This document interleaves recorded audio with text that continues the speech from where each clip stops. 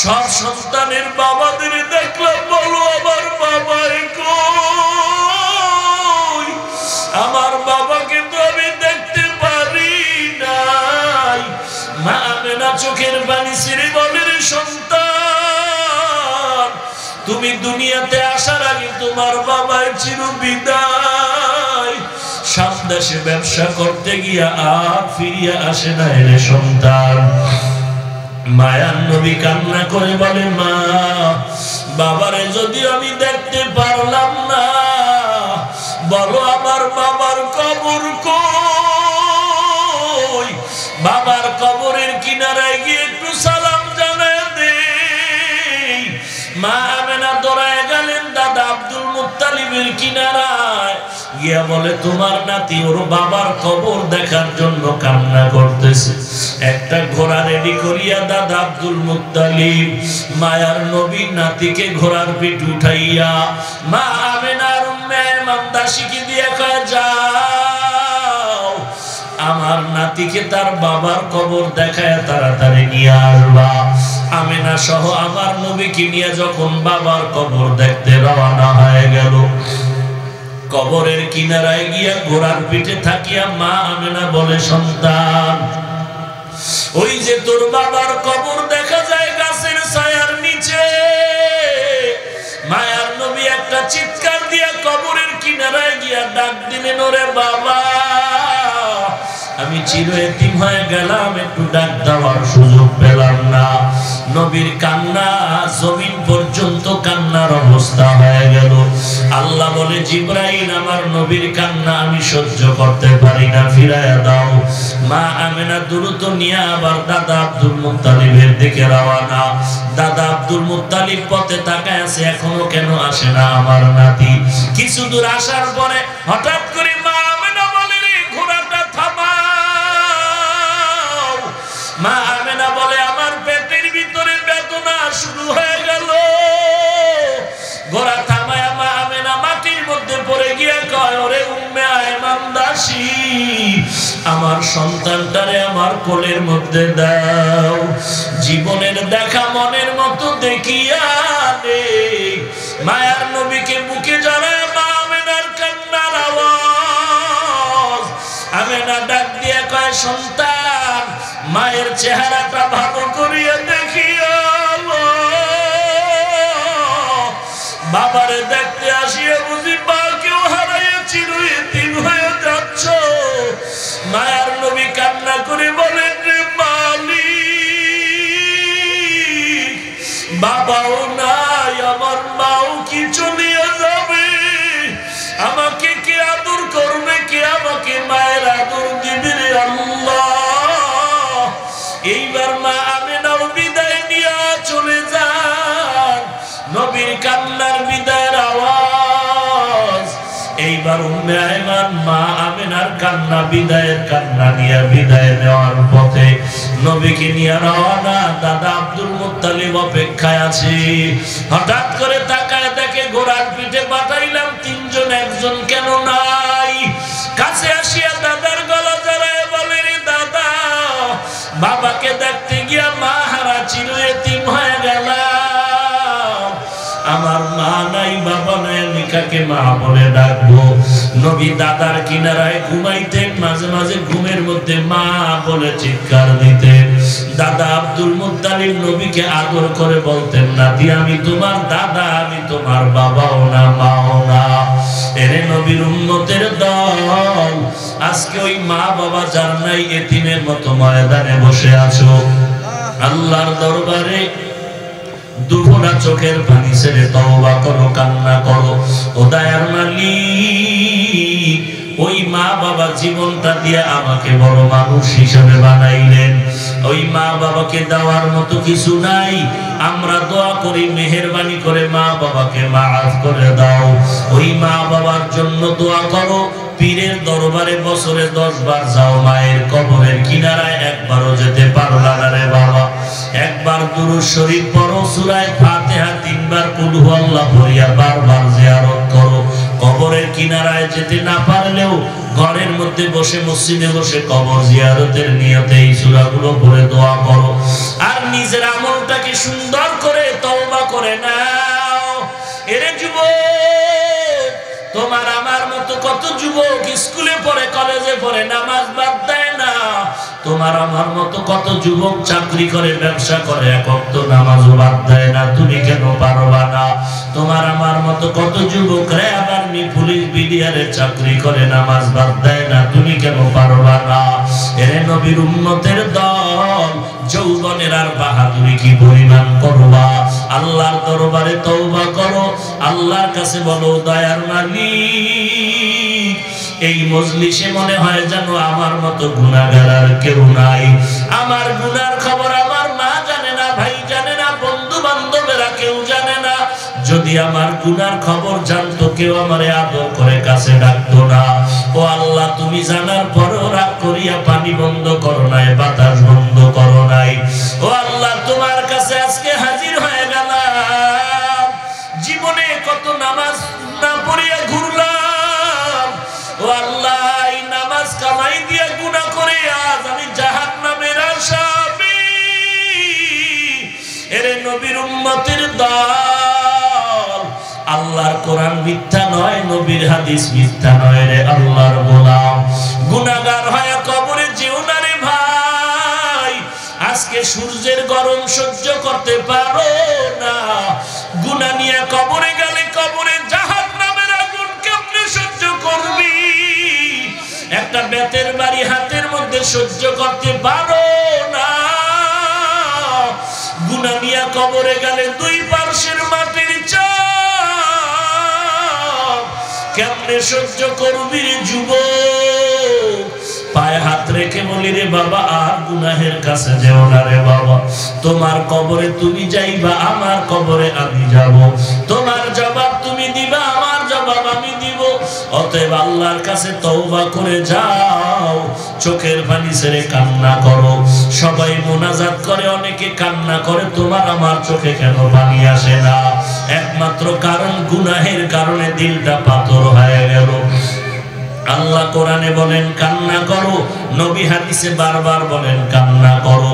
কারণ দুনিয়ার ঘরে আগুন লাগলে পানি ছাড়া যেমন ঠান্ডা করা যায় না, গুনাহের কারণে যদি জাহান্নামের আগুন জ্বলিয়া থাকে, চোখের পানি ছাড়া ওই জাহান্নামের আগুন ঠান্ডা করা যাবে না।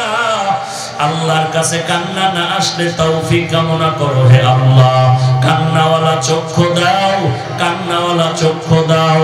ডানে বামে যদি কোনো কান্নাওয়ালা কাউকে পাও, হাতটা বাড়ায় পারলে একটু দোয়া দিও, কারণ কান্নাওয়ালার দোয়া কখনো খালি ফেরত যাবে না।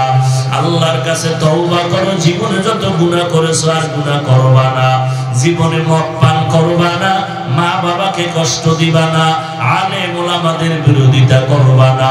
জীবনে কোনোদিন জবান দিয়ে কারো গীবত শিকায়াত গালাগালি করবা না। সময় মতো 5 ওয়াক্ত নামাজ বা জামাত আদায় করবা। গলায় ছুরি আসলে মরে যাব, তারপর নবীর সুন্নতের বিপরীত চলবো না। তওবা করার যদি নিয়ত হয়, খাঁটি তওবার নিয়তে দুটো হাত আমার আল্লাহকে দেখায় দাও। এটা গুণের কথা শুরুতে বললেন, যারা মুত্তাকি তাদের 6 গুণ। কয় গুণ?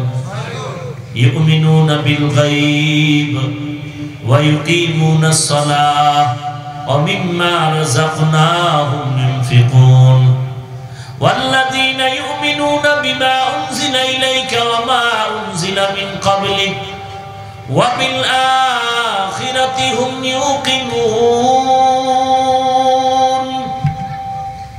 এই 6টা গুণ যাদের মধ্যে থাকবে, প্রমাণ হবে তাদের মধ্যে তাকওয়া আছে। এই 6টা গুণ যাদের মধ্যে নাই, প্রমাণ হবে তাদের মধ্যে তাকওয়া নাই। 1 নাম্বার গুণের নাম গায়বের মালিক বিশ্বাস করবে তাকওয়াওয়ালারা। গায়বের মালিক হলেন আল্লাহ। গায়বের মালিক কে? আল্লাহ। আর কেউ না। কেউ যদি বলে আমার পীর গায়েব জানে, কেউ যদি বলে আমার নবী গায়েব জানে, তাকে জিজ্ঞাসা করো, তোমার পীরের জিগাও আদর্শনগর বৃষ্টি কবে হবে বল। না পারলে জুতার বাড়ি। কিয়ামত কত সালের কোন তারিখে হবে বলো।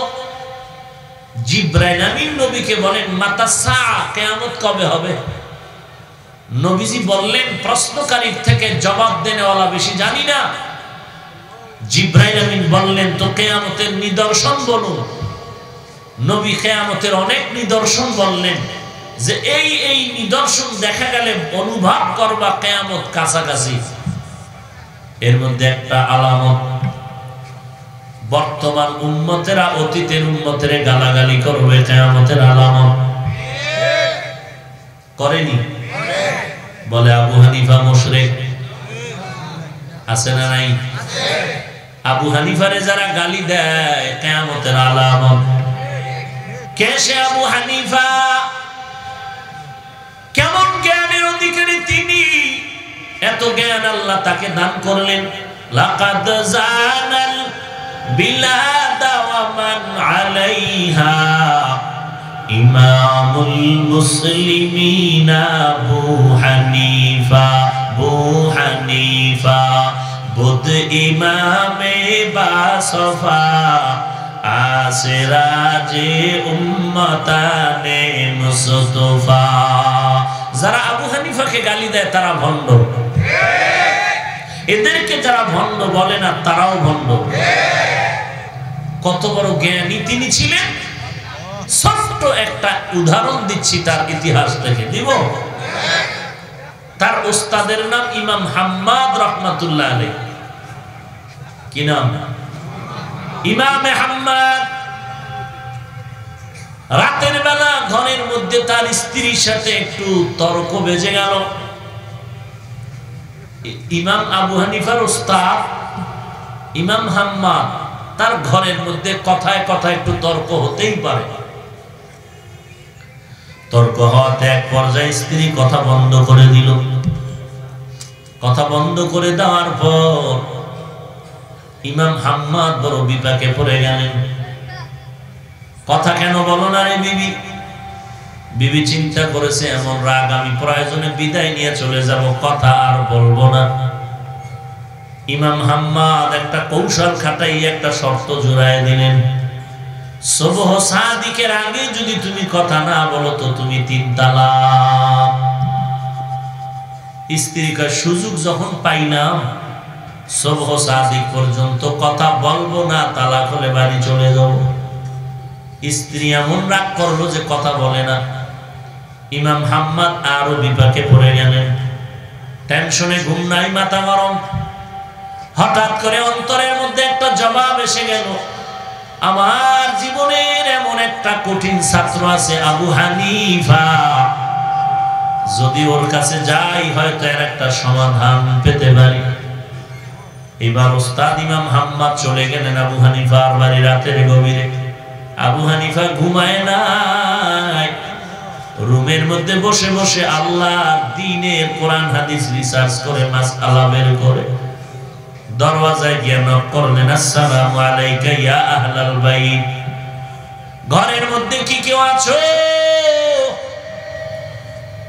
জি ওয়া আলাইকুমুস সালাম। এই গভীর রাতে কে তুমি আমার দরওয়াজায়?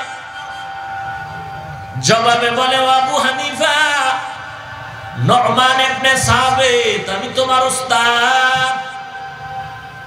ইমাম হাম্মাদ, যত শীতের রাত হোক না কেন, কাঁচা ঘুম থাক না কেন, উস্তাদ যদি কয় তো ঘুমায় থাকবেনই ছাত্র। লাফ দিয়ে উঠিয়া দরজা খুললেন, ঠিকই তাকায় দেখে উস্তাদে মুহতারাম ইমাম হাম্মাদ দরজায় দাঁড়ানো। হযরত, আপনি এই রাতের বেলা অন্ধকারে কেন আসছেন? কয়, ঝামেলায় না পড়লে কি এই রাতে আসি নাকি? বিশাল ঝামেলায় পড়ে গেলাম। কি ঝামেলা? বলে, আমার স্ত্রীর সাথে রাতের বেলা কথা বলতে গিয়া তর্কে তর্কে স্ত্রী কথা বন্ধ করে দিয়েছে। এক পর্যায়ে দেখি কথা আর বলে না। আমি কৌশল করিয়া কথা বলানোর জন্য একটা শর্ত জুড়ে তালাকের আওয়াজ দিলাম, সুবহে সাদিকের আগে যদি কথা না কও, স্ত্রী তোমাকে 3 তালাক। এখন কি করি? ইমাম আবু হানিফা একটু চুপ থেকে বললেন, হযরত, আপনি যদি একটু নেক দোয়া করেন তো আমি সমাধান দিতে পারবো ইনশাআল্লাহ। বলে তাড়াতাড়ি দাও, বলে তাড়াতাড়ি হবে না। তাহলে কি করা যায়? আপনি বাড়ি যাবেন, এতক্ষণ আপনার স্ত্রী কথা কয় না, আপনি টেনশন। এবার আপনি গিয়ে ল্যাপটপে আরামে কাঁথা গায়ে দিয়ে ঘুমাবেন, একটা কথাও বলবেন না, স্ত্রী টানলেও কথা নেই। এবার আপনি কথা বন্ধ করে চুপচাপ থাকবেন। ইনশাআল্লাহ আপনার তালাক ঠেকানোর জন্য সমাধান নিয়ে আমি আবু হানিফা হাজির হয়ে যাব। ইমাম হাম্মাদ বাড়িতে দৌড়, বাড়িতে গিয়া বিছানায় শুয়ে আছে। ছাত্র ইমাম আবু হানিফা বলছে কোনো কথা বলা যাবে না, আমারে চুপচাপ ঘুমাইতে বলছে। ঘুম কি আর হয়নি? মাথা তো গরম হয়ে আছে। আমার স্ত্রীও কথা কয় না, আমারও নিষেধ করলো। আবু হানিফা যদি নাই তোমার আমও গেল, সালাও গেল। চিন্তায় পড়ে গেলেন কি করা যায়। ইমামে আজম তো মিথ্যা কথা বলনেওয়ালা বান্দা না। সময় মতো ইমামে আজম আবু হানিফা রাহমাতুল্লাহ আলাইহি মাসআলার সমাধান নিয়ে রওনা হবেন। এমন জ্ঞান আল্লাহ ইমামে আজম আবু হানিফাকে দান করেছেন, আজকে যারা তাকে গালি দেয় তাদেরকে ভণ্ড না বললে হক আদায় হয় না। লাকাদ জানাল বিলাদা ওয়া মান আলাইহা ইমামুল মুসলিমিনা আবু হানিফা। বুধ ইমামে বাসফা আসরাজে উম্মতানে মুস্তাফা। ইমামে আজম কি সমাধান দিলেন শুনবেন নি? সবাই দেখি কারা কারা শুনবেন না।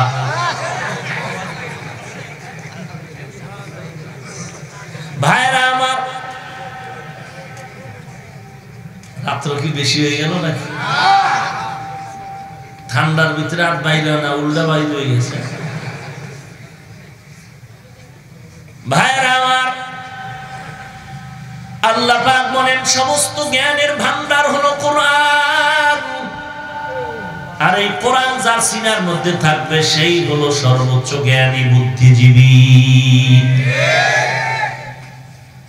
আমরা বুদ্ধিজীবী কই যাদের জ্ঞান নাই, দাঁড়ায় প্রস্রাব করে। হ্যাঁ, আর আল্লাহ বলেন বুদ্ধিজীবী ওই ব্যক্তি যার মধ্যে কোরআনের জ্ঞান আছে। ভাইরা আমার, আল্লাহ বলেন এই কোরআনের জ্ঞানের ভান্ডার আমি আল্লাহ তাদের জন্য পাঠাইলাম যারা আমি আল্লাহকে ভয় করবে, তাদেরকে জান্নাতের পথ দেখাবে কোরআন। আল্লাহকে ভয় করার মানে তাকওয়া অর্জন করা। যারা তাকওয়া অর্জন করবে তাদের নাম মুত্তাকি। মুত্তাকিনদের এক নাম্বার গুণের নাম গায়বের মালিক কে? কুল লা ইয়ালামু মান ফিস সামাওয়াতি ওয়াল আরদিল গায়বা ইল্লাল্লাহ। হে নবী, উম্মতেরা জানায় দেন, আসমানের বাসিন্দারা কেউ গায়ব জানে না, জমিনের বাসিন্দারা কেউ গায়ব জানে না। গায়বের মালিক কে?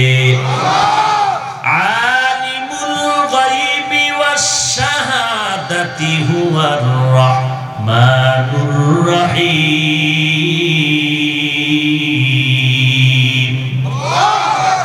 গায়বের মালিক কে?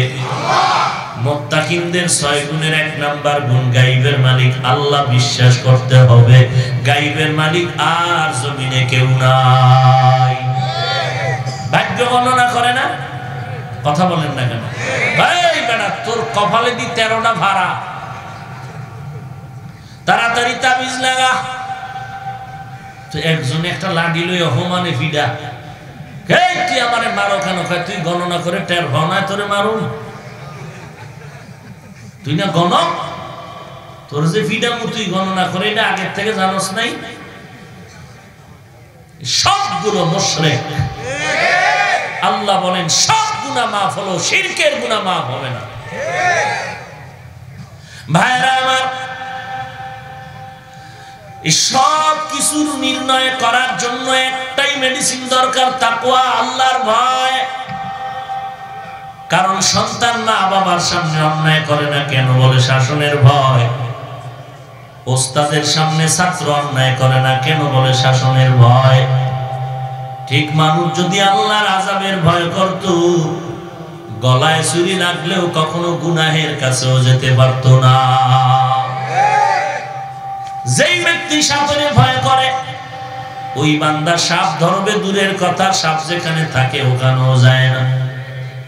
আল্লাহর বান্দা তিনটা যুবক সন্তান বন্ধু মুহাব্বতের নজরে সফরে রওনা হয়ে গেল। এমন একটা জায়গা, জঙ্গল আর পাহাড় পেরিয়ে যাচ্ছে, হঠাৎ করে মুষলধারে বৃষ্টি শুরু হয়ে গেল। এমন বৃষ্টি শুরু হয়ে গেল, চতুর্দিকে ভাগার কোনো জায়গা নাই, জঙ্গল আর পাহাড়।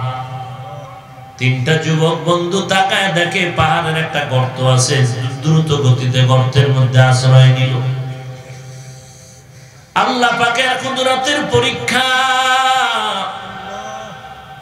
ওই গুহার মধ্যে আশ্রয় নেওয়ার পর হঠাৎ করে তাকায় দেখলো আর পাহাড়ের চূড়া থেকে একটা ভারী পাথর এসে মুখ আটকায় গেল। একদিকে মুষলধারে বৃষ্টির বিপদ, অপরদিকে পাহাড়ের গর্তের মাঝে অন্ধকারের বিপদ।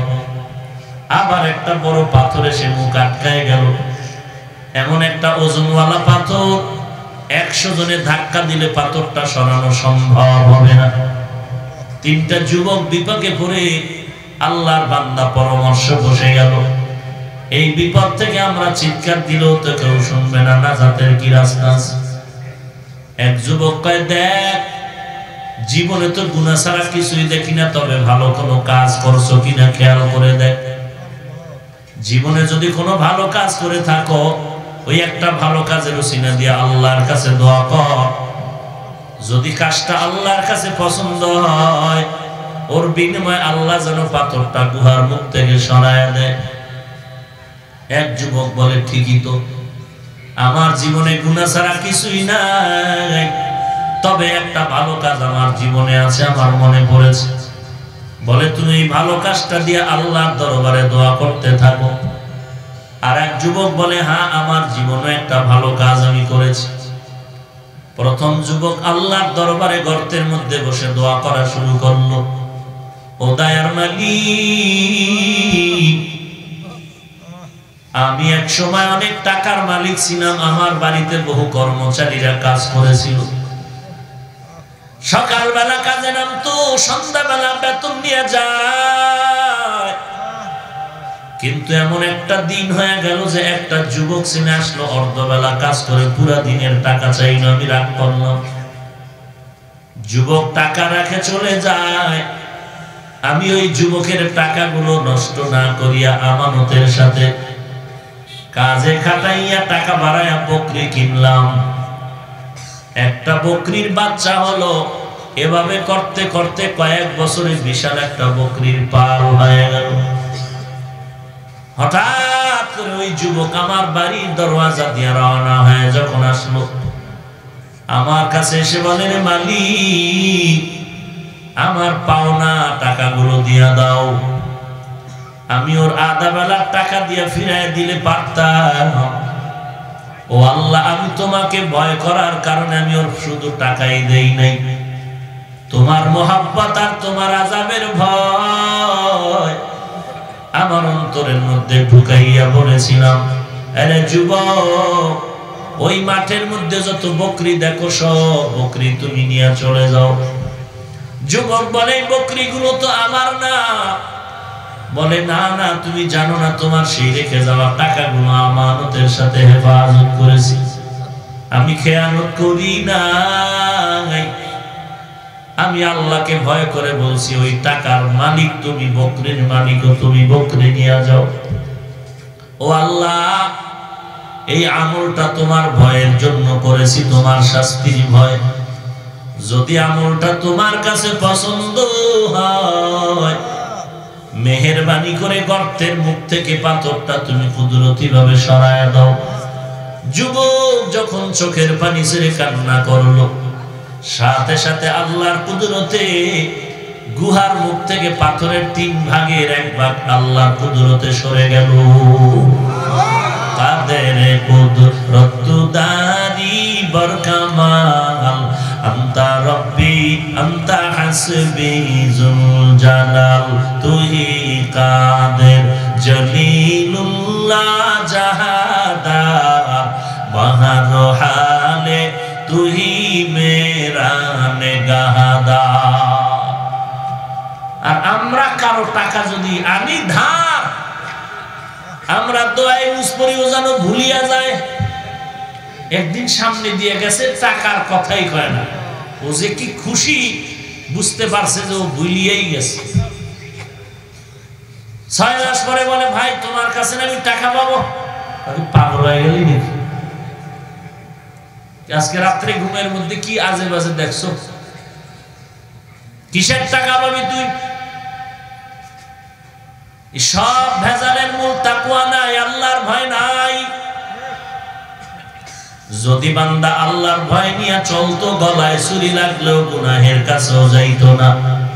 যদি বান্দা আল্লাহর আযাবের ভয় নিয়ে চলতো, সমাজের কোনো মানুষের ক্ষতি করার চেষ্টা কখনো করতো না। আর আমরা একজনের ক্ষতি হলে শুকর আদায় করি মনে মনে, এইবার ভাগলা যাবি কই। ওয়া মাকারু ওয়া মাকারাল্লাহ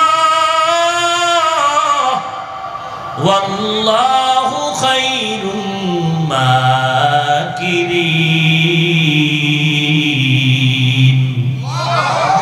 তুই কত বড় চালাক, আল্লাহ তাআলার কুদরতের সামনে তোর জিন্দেগীর সব চালাক দমন হয়ে যাবে। বেঈমানের 100 বছরের চিন্তা চেতনার সব পরিকল্পনা মুসলমানের 1 মিনিটের সামনে সব ধ্বংস হয়ে যাবে। ভাইরা আমার, বহু পরিকল্পনা নিয়ে বান্দা সামনে আগায় ক্ষতি করার জন্য। সব দিক লাইন করিয়া যখন জায়গা মতো আসছে, হঠাৎ করে পেছলাম যে করলাম কি, হইল কি। এই কুদরত আল্লাহর পক্ষ থেকে। কারণ যেই বান্দা আল্লাহর মহব্বতে চলবে, আল্লাহ তাকে হেফাজত করবে। যে ক্ষতি করতে চাইবে, তার নিজের ক্ষতি হয়ে যাবে। দ্বিতীয় যুবক আল্লাহর দরবারে হাত তুলে দোয়া করেন, হে মালিক, আমার জীবনে গুনাহ ছাড়া কোনো আমল নাই, তবে একটা ভালো আমল আমার জীবনে করেছিলাম, ওই আমলটার উসিলায় মাফ করে দাও। কি সেই আমল? আমি একদিন যৌবনের বয়সে আমার চাচার বাড়ি বেড়াইতে গেলাম।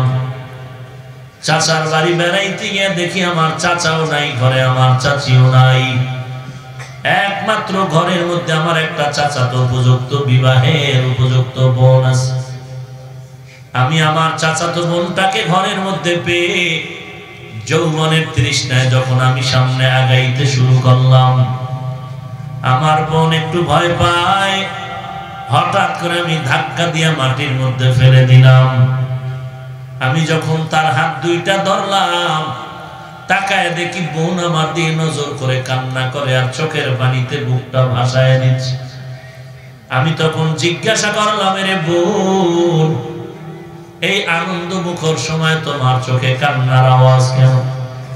বোন আমার দিয়ে তাকায় কান্না করে বলে, ভাই তুমি জানো এখানে আমার মা নাই, বাবাও নাই।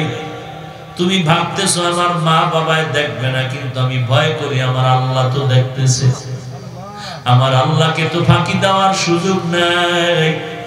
এই বয়স পর্যন্ত কেউ আমার জীবনে একটা কলঙ্কের দাগ বসাতে পারে নাই। তুমি প্রয়োজনে আমাকে বিবাহ করিয়া নাও। আমার মা বাবায় যদি রাজি না থাকে, আমি আমার মা বাবাকে প্রয়োজনে রাজি করায় নিব।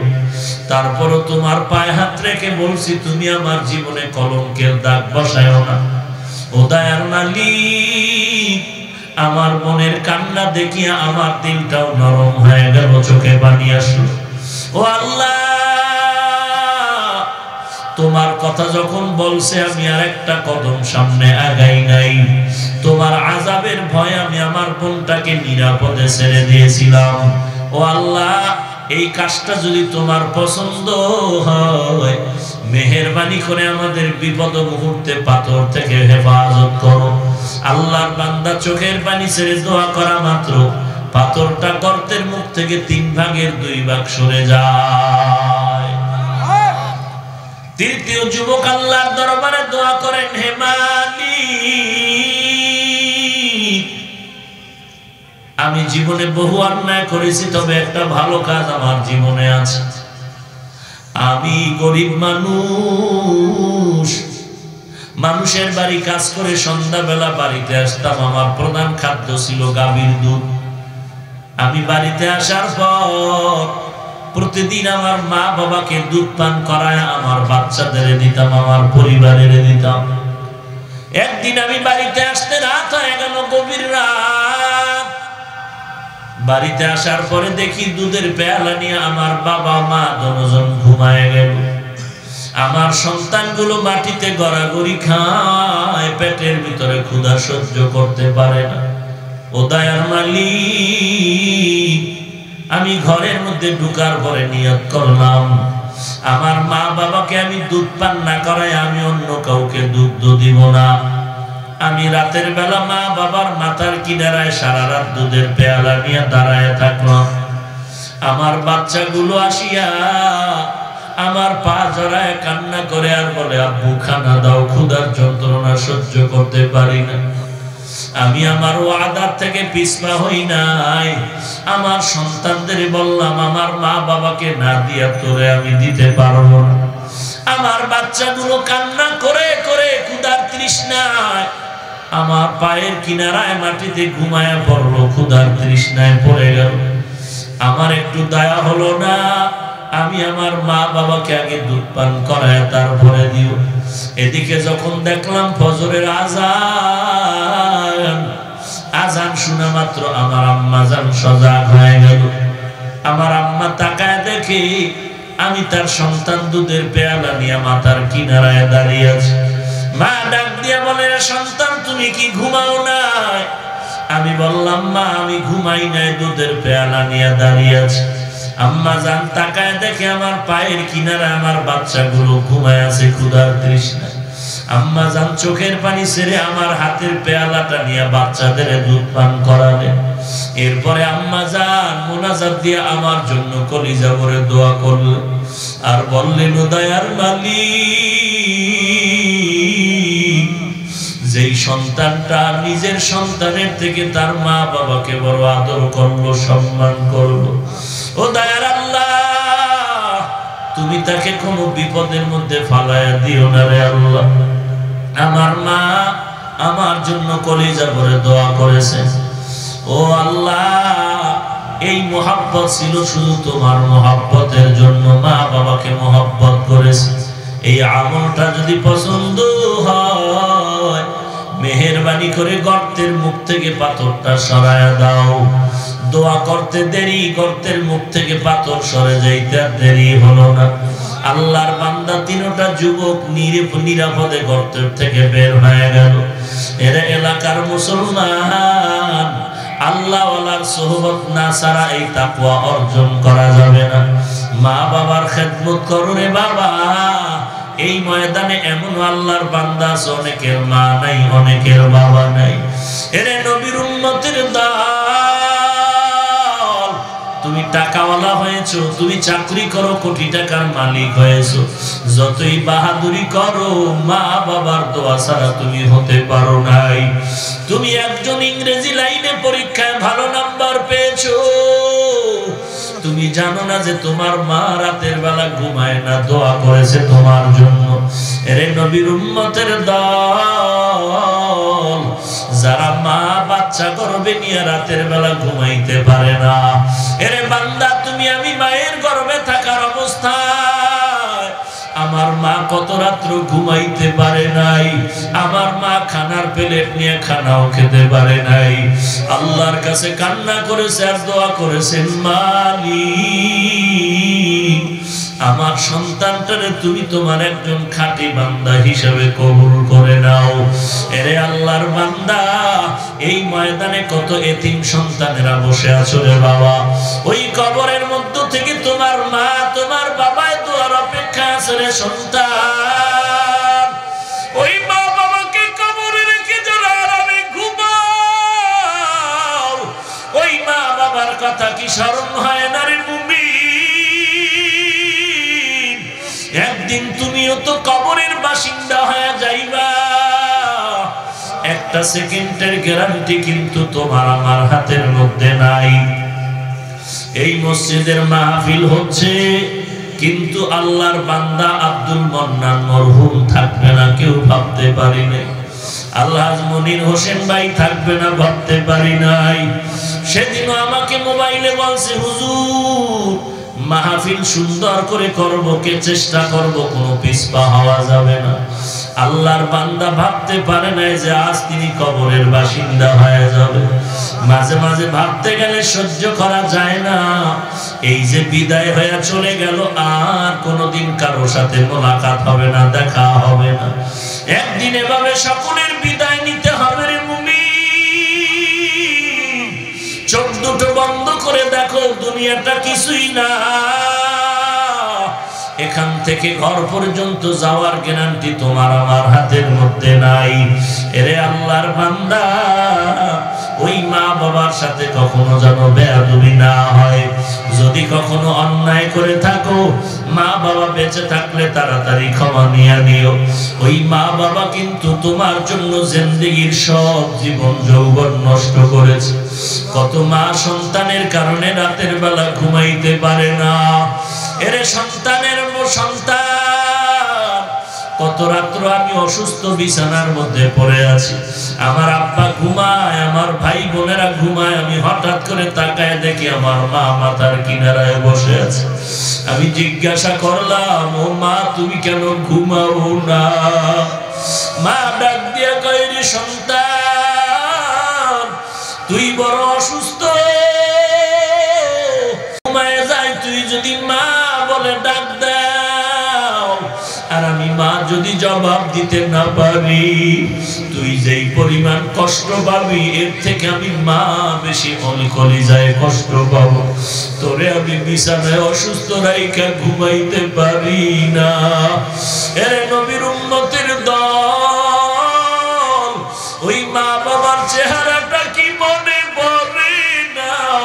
ওই মা বাবার জন্য কি মায়া হবে না রে যুবক? ঈদের নামাজ পড়িয়া সবাই আনন্দ করে বাড়ি যায়, আল্লাহর বান্দার যুবক সন্তান কবরের কিনারায় দাঁড়ায় দাঁড়ায় কান্না করে। ও যুবক ভাই, কেন কান্না করো? বলে, গত ঈদের সময় আমার মা বাবার দোয়া নিয়ে নামাজে ঈদগাহে গেলাম। আজকে আমি ঈদের নামাজে যখন রওনা হয়ে গেলাম, বিছানার দিয়ে তাকায় দেখি বাবার বিছানাটা পড়ে আছে, বাবা নাই। মায়ের বিছানা পড়ে আছে, আমার বিছানায় মা নাই। এরে নবীর উম্মতের দল, তুমি মা বাবার সাথে যেই ব্যবহার করবা, তোমার সন্তানেরাও তোমার সাথে সেই ব্যবহার করবে। তুমি যদি মা বাবার সাথে ভালো আচরণ করো, তোমার সাথেও সন্তানেরা ভালো আচরণ করবে।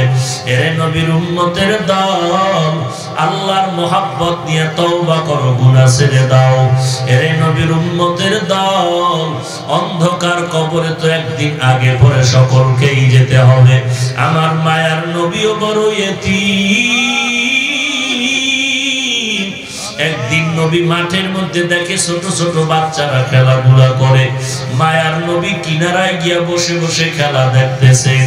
হঠাৎ করে সন্ধ্যা হয়ে গেল, নবী তাকায় দেখেন সব ছেলেদের বাবারা ছেলেদের কোলে নিয়ে ঘরে যায়। আমার মায়ার শিশু নবী ডানে তাকায় আর বামে তাকায়, তালাশ করে তার বাবা কই। এদিক দিয়া মা আমেনা দৌড়ায়, আমার সন্তান কোথায়? একটা লোকের বলে আমার সন্তান মুহাম্মদ রে দেখছো নাকি? বলে তোমার সন্তানের নাম ভালো করে জানি না, তবে একটা বাচ্চা দেখলাম রাস্তার কিনারায় বসে বসে বাবা তালাশ করে আর কান্না করে। মা আমেনা দৌড়ায় গিয়া দেখে নবী রাস্তার কিনারায় কান্না করে, হাতটা বাড়ায় নবীরে কোলে জড়ায় বলে রে সন্তান, আয় আল্লাহ সবার হাত আপনি কবুল করে নেন, আয় আল্লাহ আমাদের তওবা কবুল করে নেন, গুনাহ মুক্ত জীবন দান করেন আল্লাহ, আয় আল্লাহ আমাদের তওবার উপরে মজবুত হয়ে চলার তৌফিক দান করেন, আমিন। আলহামদুলিল্লাহি রাব্বিল আলামিন والصلاة والسلام على سيد الأنبياء والمرسلين وعلى آله وأصحابه أجمعين يا أرحم الراحمين يا أرحم الراحمين يا أرحم الراحمين رب ارحمهما كما ربياني صغيرا সবাই পড়েন رب ارحمهما كما ربياني صغيرا ও দয়ার মালিক গভীর রাত্রে কুদরতের নজর দিয়ে তাকায় দেখো এই মজলিসের ভিতরে কত উলামায়ে কেরামরা হাজির, কত সাদা দাড়িওয়ালারা হাজির, আয় আল্লাহ এই মজলিসে কত যুবকেরা হাত তুলেছে, আয় আল্লাহ কত ব্যবসায়ী কত চাকরিজীবীরা হাত তুলেছেন রে আল্লাহ।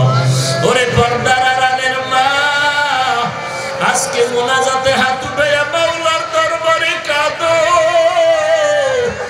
একদিন তুমি নতুন শাড়ি পরিয়া স্বামীর ঘরে আসো, এমন একটা দিন আসবে সাদা কাপড়ের প্যাকেট হইয়া কবরে চলে যাইবা, ওই কবরের যখন ডাক আসবে আজরাইল তোমার রূহটা যখন টান দিয়া নিয়ে যাইবে, সন্তানেরা কাঁদবে মা মা বলিয়া, একটা জবাব দিতে